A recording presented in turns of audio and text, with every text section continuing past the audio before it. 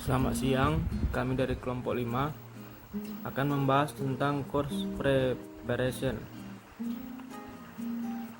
Adapun anggota kelompok kami yaitu Heti Huta Barat, Mauren Tampu Bolon, Yosepin Pardosi, Salafide Simamora, Mary Krishna, Philip Karokaro, Lady Gurning. Course preparation process yang terdiri dari trainee dan trainer. Trainee adalah orang yang mengikuti pelatihan, sedangkan trainer adalah kita sebagai yang membawa pelatihan.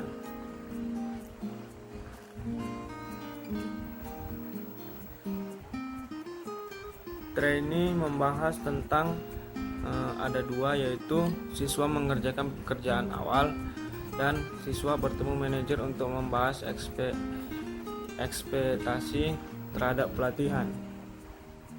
Sedangkan trainer membahas tentang yang pertama ada siapkan mesin cetak, dapat bahan cetakan, meninjau rencana pelatihan, dapat peralatan audio dan visual, dapat persediaan, periksa logistik, dan mengatur ruang pelatihan.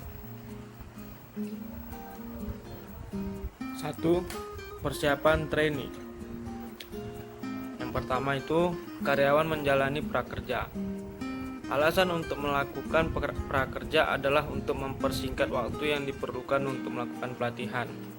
Pedoman untuk pengaturan prakerja ialah: yang pertama, pastikan bahwa prakerja memang dibutuhkan untuk keberhasilan pelatihan. Selanjutnya, berikan perkiraan akurat berapa lama prakerja akan berlangsung. Selanjutnya, prioritas tugas dalam pekerja. Beritahu trainee mengapa prakerja itu diperlukan. Selanjutnya, beritahu trainee bagaimana sistem prakerja akan berlangsung. Yang terakhir, beritahu trainee kapan prakerja akan dilakukan. Yang kedua, karyawan mengetahui ekspektasi terhadap pelatihan. Karyawan dapat bertemu dengan manajer dan mendiskusikan ekspektasi terhadap pelatihan. Bagian penting untuk memastikan bahwa pelatihan efektif adalah dengan memastikan bahwa peserta pelatihan mengetahui alasan mereka mengikuti pelatihan dan bagaimana mereka akan menggunakan pelatihan yang telah diberikan nanti. Waktu yang tepat bagi karyawan untuk mengetahui mengapa mereka harus mengikuti pelatihan adalah pada saat mereka akan dicalonkan.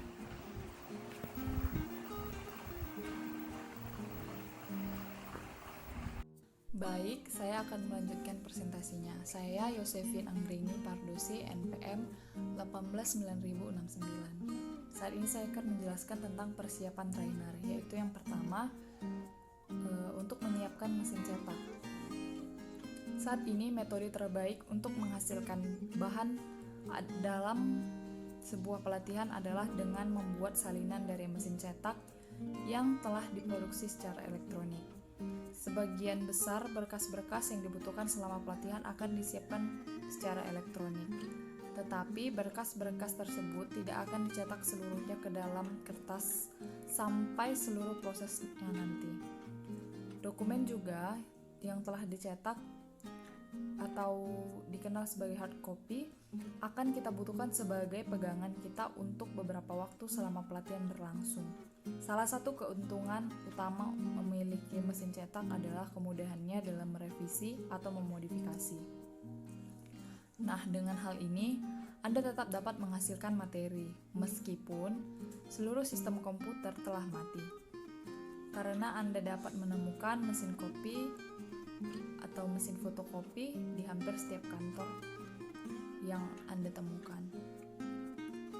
Namun, mesin elektronik tertentu juga memiliki kelemahannya pula, seperti kurangnya ruang atau memori yang dibutuhkan untuk menyimpan seluruh file atau dokumen-dokumen. Oleh karena itu selalu ada tuntutan untuk mentransfer dokumen dari mesin elektronik ke disk atau kertas magnetik. Penyimpanan informasi secara elektronik juga selalu rentan hilang atau rusak. Mesin elektronik biasanya hanya kompatibel dengan satu sistem dan sebagainya. Nah, selanjutnya yang kedua, dapatkan bahan cetak. Di sini sebaiknya trainer sudah memiliki materi cetakan di tempat pelatihan pada hari trainer menyiapkan ruang pelatihan. Trainer biasanya akan mengatur agar materi tiba beberapa hari sebelum pelatihan akan dimulai. Nah, di sini ada beberapa yang harus diperhatikan, yaitu yang pertama, banyaknya jumlah salinan yang harus dibuat. Yang kedua, bahan harus diserahkan tepat waktu. Dan yang ketiga, menyimpan file master. Yang keempat, handout dan material binder. Nah, selanjutnya yang ketiga, meninjau rencana pelatihan. Di sini pastikan kamu memiliki waktu yang cukup untuk mempersiapkan dirimu dalam memberikan pelatihan. Tidak memperdulikan seberapa familiar kamu dengan pelatihan. Janganlah sampai tergoda untuk meninggalkan langkah ini. Biasakan diri kamu dengan mempersiapkan semua hal yang kamu butuh lakukan sebelum ataupun selama pelatihan. Kepedean juga hanya akan mengarahkanmu kepada bencana jika kamu menganggap semuanya sepele. Baiklah, itulah yang dapat saya jelaskan. Selanjutnya akan dijelaskan oleh teman kami. Yang keempat, dapatkan perlengkapan audio, visual, dan kaset. Salah satu spesifikasi pelatihan yaitu harus melengkapi daftar dari semua peralatan audio visual yang dibutuhkan selama pelatihan seperti overhead projector. Kebanyakan lokasi pelatihan biasanya akan menyediakan proyektor. Ada beberapa fitur yang harus diperhatikan agar penggunaan proyektor dapat efektif. Yang pertama adalah cadangkan bohlam internal dapat diganti dengan cepat dan mudah. Yang kedua adalah kemampuan untuk mencocokkan dengan optik agar warna biru dan orange dalam bohlam dapat dihilangkan, sehingga tidak akan mengganggu tampilan dari proyektor. Beberapa proyektor memiliki lensa pengganti yang dapat diputar di atas lampu untuk meningkatkan intensitas cahaya. Selanjutnya ada flip chart stands. Berikut adalah beberapa poin yang perlu diperhatikan dalam penggunaan flip chart stand, yaitu tinggi. Cek stand yang dapat disesuaikan untuk badan orang yang paling pendek dan yang paling tinggi. Bobot. Jika Anda harus mengganti stand flip chart Anda sendiri, periksalah berat dan sebagian besar dudukan yang dibutuhkan. Penyangga. Pastikan penyangga tidak akan bergerak atau bengkok saat Anda menulis di atasnya. Selanjutnya, metode for holding the paper. Metode yang digunakan untuk menopang atau menahan kertas yaitu dengan memeriksa apakah penjepit kertas sejajar dengan lubang pada kertas flip charts. Hal ini dimaksud agar lembaran tidak mudah robek. Selanjutnya ada perekam video. Anda harus memastikan bahwa semua kaset Anda dalam format yang sama dengan mesin yang Anda gunakan. Anda dapat memeriksanya dengan melihat label pada kaset atau kotaknya. Jika kaset yang Anda miliki mempunyai format yang berbeda, maka Anda perlu mengkonversikannya agar menjadi format yang sama dengan mesin yang Anda gunakan. Jika Anda membeli kaset komersial, pastikan itu sesuai dengan format yang Anda gunakan. dan bukan dari hasil produksi komersial. Beberapa perekam video yang dapat digunakan seperti VHS-C, Super VHS, dan Sony U-Matic. Ini adalah salah satu standar pertama yang digunakan untuk tujuan penelitian. Misalnya, lebih besar dan lebih berat daripada yang setara dengan VHS dan ini. Selanjutnya, 2. Persiapan trainer. 4. Dapatkan perlengkapan audiovisual dan kaset. Yang pertama, perekam audio. Di mana perekam audio ini lebih baik jika perekamnya digunakan memiliki mikrofon internal, karena terdapat masalah-masalah umum yang mungkin Anda dapatkan dari perekam kaset audionya, seperti baterai yang kosong, kepala perekam kotor, atau penggulung dan roll penjepit yang kotor. Jika Anda memiliki kualitas yang buruk, suara yang buruk, maka selalulah periksa baterai terlebih dahulu, lalu gunakan kepala kaset pembersih. Jika masalah terus berlanjut, lihat manual pengguna dan bersihkan penggulung roll penjepitnya. Yang kedua, komputer dan printer. Situasi di mana komputer sangat mirip dengan situasi video, standarnya saja yang berbeda dengan banyak variasinya. Selalu periksa mesin komputer dengan sistem persyaratan yang tercetak di perangkat lunak kemasan atau dalam perangkat lunak manual. Selanjutnya, yang kedua, persiapan trainer. 5. Memperoleh persediaan. Yang pertama, bahan perekat, yaitu di mana jika pelatih bekerja di ruang pelatihan yang dibangun khusus, maka harus ada rel atau papan peniti di dinding untuk memajang poster dan bagan pelatihan. Selotip adalah metode terbaik yang dapat dipilih untuk menempelkan bagan ke dinding. Jika Anda memilih sticky pad atau blue tack, tampaknya sedikit kurang efektif karena saat bagan ditempel ke dinding, sticky pad atau blue tack kemungkinan besar akan terlepas, maka akan meninggalkan bekas pada dinding. Jadi sebaiknya disarankan untuk memakai selotip. Yang kedua, flip carpets, di mana lubang pada bantalan flip card harus sejajar dengan lubang penjepit pada dudukan bagan Anda. Beberapa bantalan terkadang dijepit menjadi satu, sehingga membuatnya mudah robek. Salah satu cara untuk mengatasinya adalah di mana Anda membor dengan perforasi, membeli bantalan dalam bentuk kertas yang akan disatukan dengan perekat seperti buku catatan, dan sebagainya. Saya Mary akan menjelaskan materi mengenai flip card pen. Pulpen atau spidol flip card tersedia dalam beberapa jenis, seperti berbahan dasar air, spidol dengan tekstur kering, dan sebagainya. Hitam dan biru adalah warna terbaik yang dipilih untuk digunakan, sedangkan warna merah dan orange adalah warna terburuk, di mana ujung pena harus memiliki lebar minimal 5 mm. Dianjurkan untuk membawa pulpen flip card Anda sendiri karena di beberapa kejadian tak terduga ada banyak lokasi pelatihan yang menyediakan pulpen, namun pulpen tersebut ternyata sudah habis atau tidak cocok digunakan untuk pelatihan.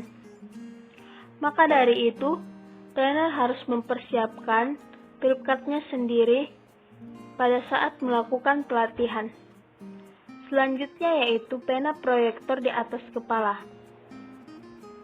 Ada dua jenis pena overhead proyektor, yaitu pena dengan tinta permanen dan pena dengan tinta yang dapat larut dalam air.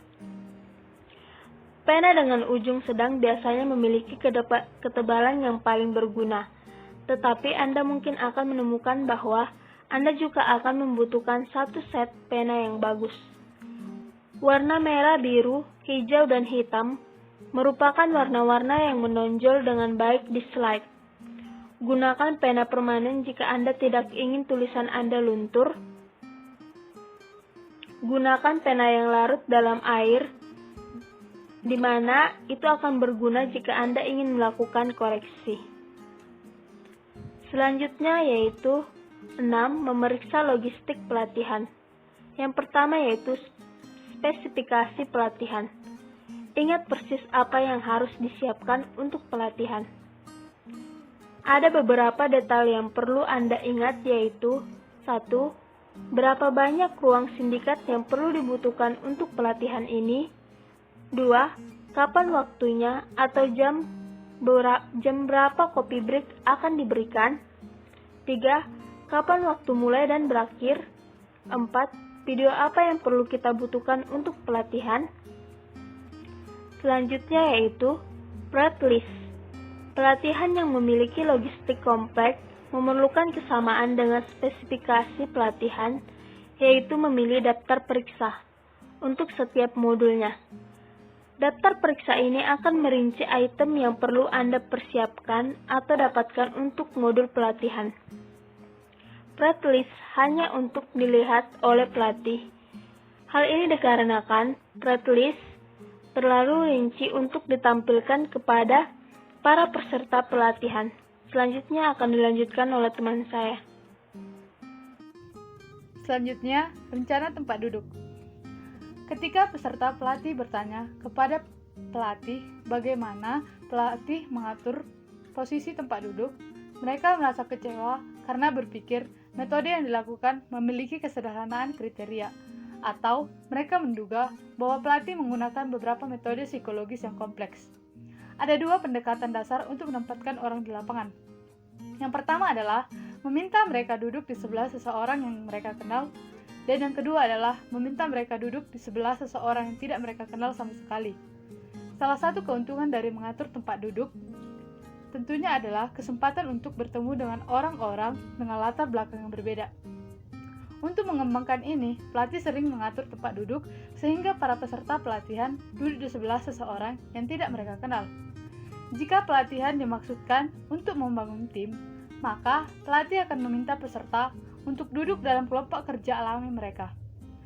Sebelum Anda membuat keputusan tentang rencana tempat duduk, Anda harus memiliki beberapa data tentang peserta pelatihan.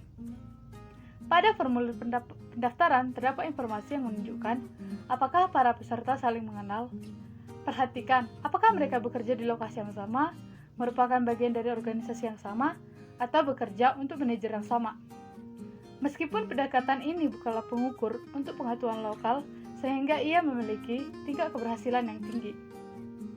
Dengan meminta peserta pelatihan untuk duduk dalam urutan subkelompok, tentu akan sangat membantu logistik dan ingatan pelatih. Jika Anda mengenal siswa dengan cukup baik, Anda mungkin dapat menghindari kombinasi tempat duduk yang berpotensi ledakan. Dalam praktiknya, memprediksi interaksi 20 orang terlalu sulit untuk dilakukan dengan benar. Memiliki terlalu banyak peserta pelatihan tentu akan sulit untuk membuat rencana tempat duduk yang sesuai. Selanjutnya, penugasan kelompok. Pedoman untuk menjaga kriteria tetap sederhana juga berlaku untuk tugas kelompok yang harus sesuai dengan tujuannya. Kelompok yang beragam memungkinkan orang untuk belajar tentang departemen lain. Kehomogen mengizinkan delegasi untuk berbagi pengetahuan dan pengalaman. Berhati-hatilah jika Anda membentuk kelompok dengan kriteria ras, usia, jenis kelamin, agama, atau kebangsaan yang berasal dari subkelompok yang berbeda-beda. Anda harus memiliki alasan pelatihan yang baik untuk menggunakan kriteria ini. Memberi orang pelatihan dalam mengelola berbagai keragaman adalah alasan yang lebih baik. Kriteria seleksi adalah berdasarkan pengalaman, lokasi, dan pekerjaan delegasi. Dan selanjutnya adalah rencana atau strategi mencampur subkelompok. Cara yang baik untuk menghindari gangguan adalah dengan mengubah komposisi subkelompok untuk setiap pelatihan. Coba atur kelompok sehingga setiap peserta pelatihan akan bekerja dengan peserta lainnya sampai akhir pelatihan. Setelah beberapa jam bertukar pikiran, Anda akan sampai pada kesimpulan bahwa hanya kombinator tertentu saja dan ukuran kelompok yang dapat memberikan solusi lengkap. Baiklah, di sini saya Maureen Anastasia akan menjelaskan terkait persiapan terakhir yang perlu dilakukan trainer untuk keberhasilan suatu pelatihan. Nah, persiapan tersebut yaitu trainer harus memeriksa tata letak ruangan. Periksalah bahwa meja dan kursi yang disiapkan telah tertata dengan sistematis, sehingga semua peserta pelatihan dapat melihat trainer, monitor video, dan layar proyeksi dengan jelas. Kemudian, berjalanlah mengelilingi ruangan dan lihatlah tata letaknya dari sudut pandang setiap peserta. Setelah itu, jika trainer ingin membentuk diskusi di antara para peserta, hindarilah meminta peserta pelatihan untuk duduk saling membelakangi. Hal ini dikarenakan jika peserta pelatihan duduk dengan saling membelakangi, tentu proses diskusi tidak dapat berjalan dengan efektif. Menyusun ruangan dalam bentuk seperti huruf U adalah tata letak yang baik, tetapi jangan terjebak hanya dengan satu jenis tata letak saja. Trainer bisa mencoba beberapa variasi yang lebih menarik. Misalnya, trainer dapat menggunakan sekelompok meja, atau trainer dapat membuat celah yang memungkinkan kebebasan bergerak di antara setiap peserta pelatihan. Selain itu, trainer juga harus memeriksa peralatan audiovisual, dikarenakan peralatan audiovisual ini merupakan salah satu hal yang paling penting digunakan untuk pelatihan, sehingga apabila peralatan audiovisualnya tidak baik, tentu akan mengganggu proses dari pelatihan itu sendiri. Selain itu, berilah isyarat saat ingin memulai video dengan menempatkan posisi video atau layar langsung ke posisi yang Anda ingin tampilkan. Jadi, saat trainer ingin menampilkan video tersebut sudah berada di tempat yang tepat, sehingga saat ditampilkan, ia akan langsung muncul pada tempat yang trainer harapkan.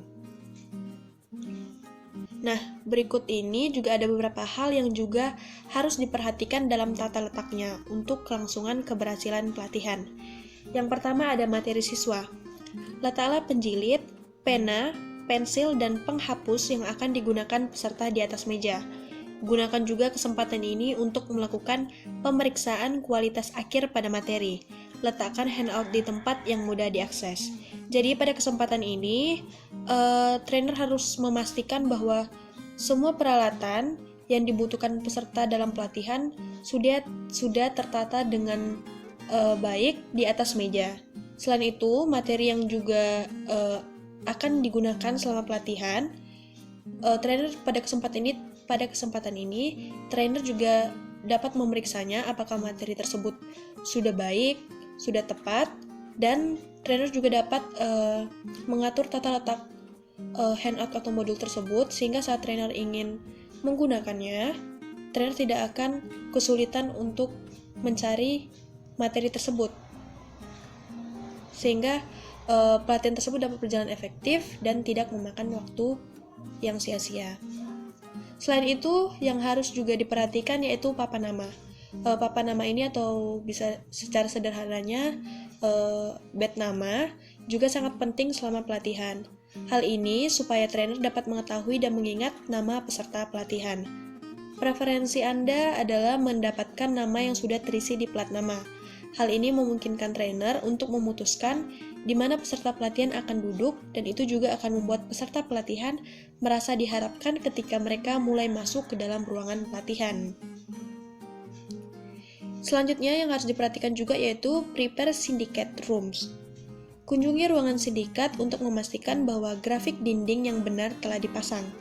Periksalah pencahayaannya, lihatlah apakah kertas flip card cukup, uji juga spidolnya untuk memastikan spidol tidak mengering dan siap untuk dipakai. Selain itu, trainer juga harus memeriksa apakah persediaan bahan pakai lainnya seperti selotip, catatan tempel, dan pin gambar yang nanti akan digunakan itu sudah persediaannya juga sudah ada di dalam ruangan tersebut. Selain itu, yang juga harus diperhatikan yaitu bahan pelatih. Tentukan panduan pelatih dan transparansi di depan ruangan. Periksalah apakah semua persediaan yang trainer butuhkan sudah siap. Pastikan trainer memiliki versi terbaru dari materi peserta di depan trainer, sehingga dengan cara ini, trainer tidak akan merasa malu karena trainer merujuk pada halaman yang salah, atau trainer membaca materi pada latihan yang telah dihapus di pelatihan yang masa lalu. Yang terakhir harus diperhatikan dalam tata letak ruangan ini, yaitu pemeriksaan terakhir.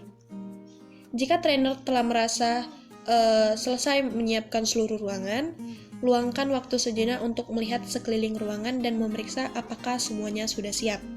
Pastikan trainer sudah mengetahui di mana tempat kunci disimpan, di mana saklar lampu berada, bagaimana cara mengontrol suhu ruangannya, dan bagaimana cara membuka dan menutup jendela serta tirai jendela yang ada dalam ruangan. Kemudian, jika seluruh persiapan untuk ruangan pelatihan telah dipastikan baik dan ruangan siap untuk digunakan, maka matikan semua peralatan di dinding, matikan lampunya, dan kunci ruangan pelatihan tersebut. Hal ini dilakukan untuk menjaga agar ruangan pelatihan tetap tertata dengan rapi sampai hari H pelatihan akan dilaksanakan. Sehingga saat pelatihan akan dilaksanakan, ruangan tersebut telah siap untuk digunakan. Sekian dari presentasi kelompok kami. Kami mohon maaf apabila ada kekurangan. Kami berharap semoga materi yang kami sampaikan dapat dipahami dengan baik oleh teman-teman dan dapat bermanfaat ke depannya. Sekian, sekali lagi terima kasih dan selamat pagi.